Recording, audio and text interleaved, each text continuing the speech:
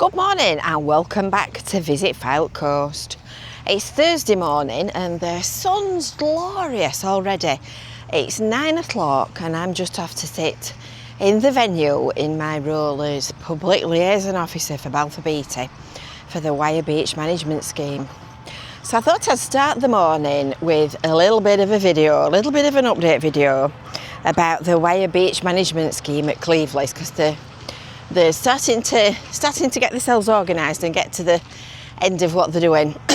So I'm going to explain again. I know this is a bit like Marmite. Some people love it, some people loathe it. But at the end of the day, it's not being done for cosmetic reasons. It's being done to prevent against flooding, which of course is very important when you're right at the side of all that. Looks beautiful and benign this morning. But trust me, it's not when it's not. So if you're new to Visit Fylde Coast, make sure that you've subscribed, make sure that you've hit the bell for notifications, and don't forget to sign up for your newsletter. Right, let's go and have a look, shall we? Let's go and have a look and see what's occurring. So this is Wyre Beach, and this is all free parking across the front of here, where you can sit in your car and you can enjoy the view.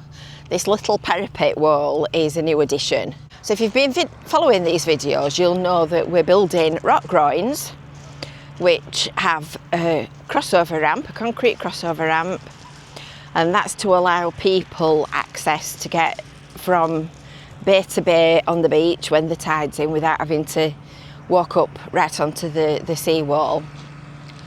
And the rock groins are going to be joined up to this toe protection. So this goes quite a long way down under the beach, and this is to protect the end of this old seawall. So this lower seawall with the curve on it curves and comes underneath the beach to about here, and this is to protect it from erosion.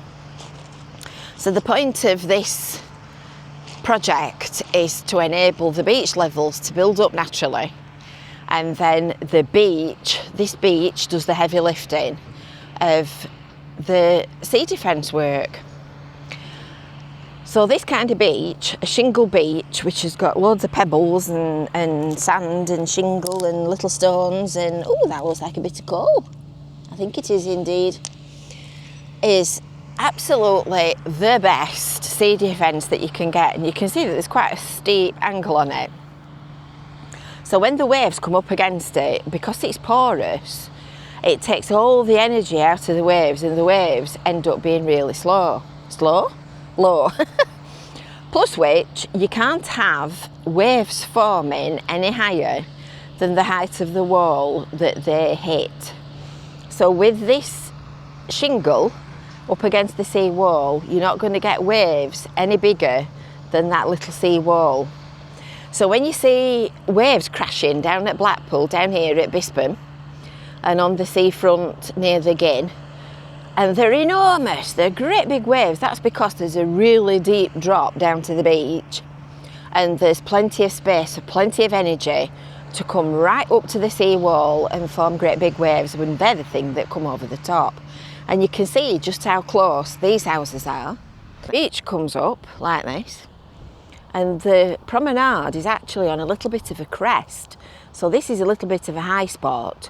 And then the land goes back down again as it comes to Thornton Gate. Properties on Green Drive and going right the way back to the tramway, and even further sometimes, that's at risk of flooding.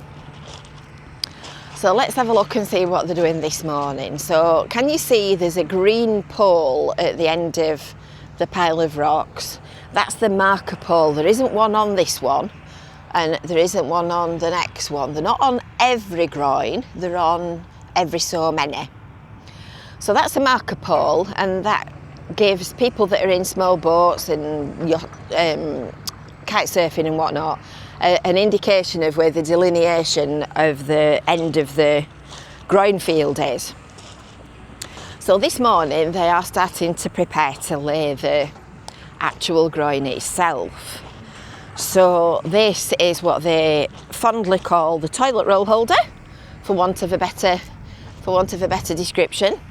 And that's dropping the geotextile membrane into the bottom of the trench which they've dug, and then the rocks will be positioned on top of the geotextile.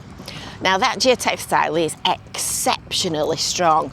If you've picked any little bits up that have come adrift on the beach, you'll have noticed that you can't break it or rip it. It's really, really robust.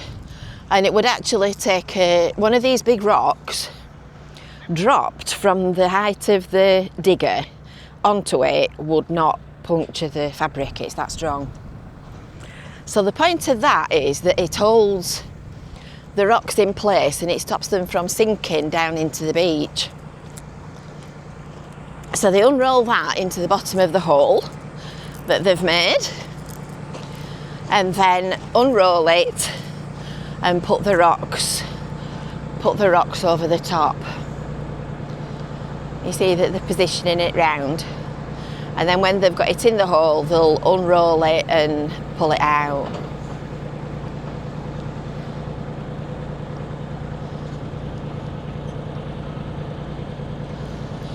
So the grab's going down into the bottom of the hole,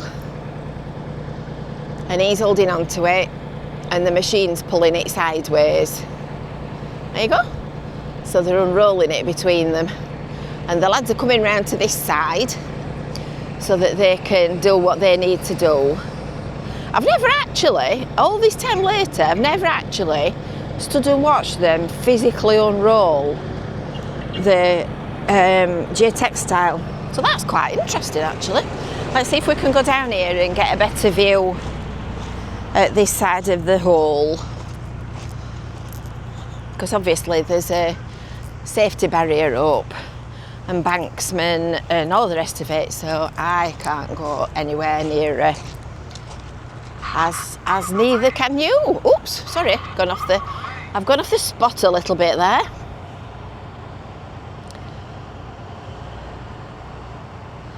There. So that's how they do it. Clever, isn't it? Very clever. Yeah, so for want of a better name for it, they called this beam the toilet roll holder, so that they all knew what they were talking about. It got christened that when they were doing the Russell scheme. It's very clever. It amazes me how they're so precise with these big machines. Astonishing. So they're going to carry on now, and they're going to do what they need to do with the sand, and then they're going to start to drop all these rocks which are laid out at the side of the groin. So you've got all these rocks here laid out at the side of the groin, and they're going to go in here and join that line up. So that line of rocks joins up to the concrete crossover ramp, and then the crossover ramp is joined with a line of rocks to the toe protection, and then that will stabilise the beach and stop it from washing away during storms and protect all these people at the back of here from getting flooded. So this digger here has just lifted one of these rocks up, it's dropped it into the bottom of there, and then they're going to position it exactly where they want it between them. So the cabs of the machines have also got GPS in them. So when the cab touches his bucket down, when he does that and touches his bucket on top of it, it's taking a GPS reference for that particular rock, which plots it on the as-built drawings, so that the engineers have got something exact to refer back to, and they know exactly where they've put every single rock of every single weight. It's all quite technical, and that's why they've got them laid out on the beach, and that's why everybody thinks that we've got a quarry. There you go, look, he's lifting that one up. I think we've got this pile of sand in the way, haven't we? It's in the middle of my photography field. There you go, and he's putting it in. And he puts that down exactly where he wants it to go.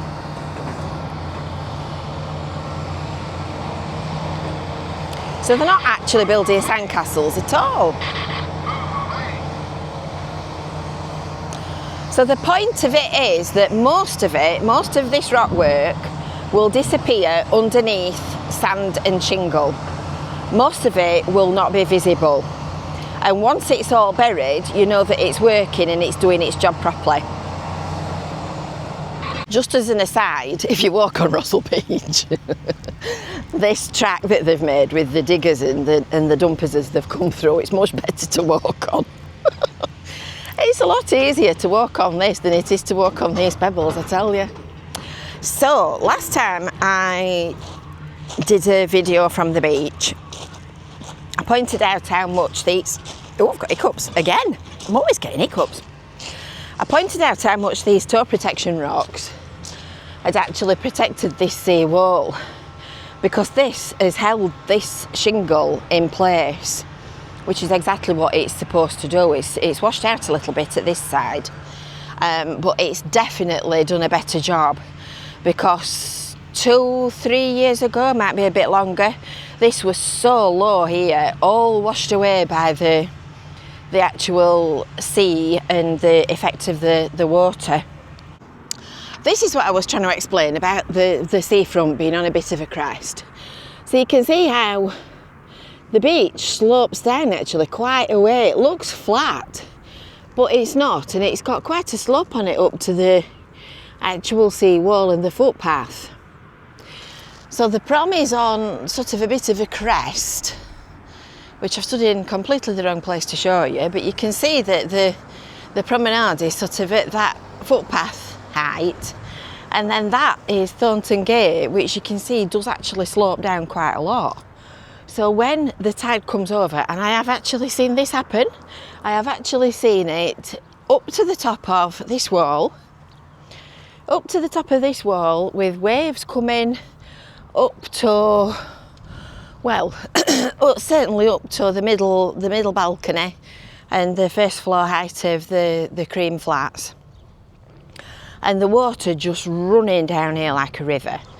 Went down all these drives and into the garages at the back, and the water just runs down here, and it just runs down Thornton Gate. So it's not necessarily the properties on the seafront that cop it when the tide comes over. It's the lower lying properties down here, between, this is Green Drive that way and the corners that way, and then the tramway is just down at the end of the road, and that's what ends up getting wet. And just a little appreciation of the garden at the end of Thornton Gate. And then when you come round here to the side of the cafe, this is finished from here down to the Blackpool boundary. So Mary Shell's got a few rocks behind it to stop it from sitting in a great big pool of water. These are all finished. This is a completely complete one with a marker pole at the end, a length of rocks which joins it up to the sea wall. The interface between the crossover ramp and the sea wall is slightly different depending on where they're placed. And you can see that one there is already starting to disappear underneath the sand. As I said, it's a bit like Marmite. Some people love it, some people think it looks an eyesore. It's not being done for a beauty contest, it's done for a practical engineering reason. And with sea levels rising and water getting deeper, it's quite important that we don't all get washed away. So it is what it is, isn't it? And I'm sure when it all weathers and blends in and looks like part of the environment, everybody will get used to it. It's just different at the moment. So I hope you've enjoyed that little look around and look at what they're doing today. I've got to say I've enjoyed watching them do the geotextile membrane. I've never actually seen them do that, and I've been doing this work for donkey's years. So until next time, from a beautiful Cleveleys Beach, and of course the Star Wars Cafe, we will see you later. Actually, I've just remembered, where's the thing? Where's the new brass thing? There's a brass plaque on the floor, isn't there? Is it round the back of here? Let's have a look. It is. Well, let's have a look at this while we're here. Oh, there you go. That's the new Star Wars plaque. Filming for the Disney Plus series Star Wars Andor took place here in May 21. If you want pictures of the filming, you need to go to visit Cleveleys because they're all on my website. So we'll see you next time. Bye for now.